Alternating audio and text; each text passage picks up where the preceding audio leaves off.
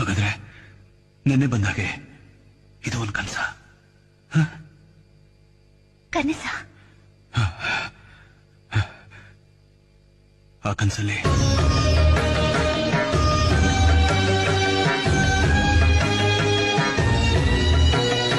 ನಿಮ್ಮ ರೂಪದಲ್ಲಿ ಬಂದು ನನಗೆ ಉಪದೇಶ ಮಾಡಿದ್ದು? ನಾನ್ ಹೇಳ್ತೀನಿಪ್ಪ, ಎಲ್ಲರ ರೂಪದಲ್ಲಿ ಬಂದಿದ್ದು ಈ ಸ್ವಾಮಿನೇ. ನೀನೊಂದು ಕಲ್ಲು ಎಂದೆ, ನೀನೆಲ್ಲೂ ಇಲ್ಲವೆಂದೆ, ನೀನೆ ನನ್ನ ಬಳಿಗೆ ಬಂದು ನಿನ್ನಲ್ಲೇನೆ ಇರುವೆನೆಂದೆ.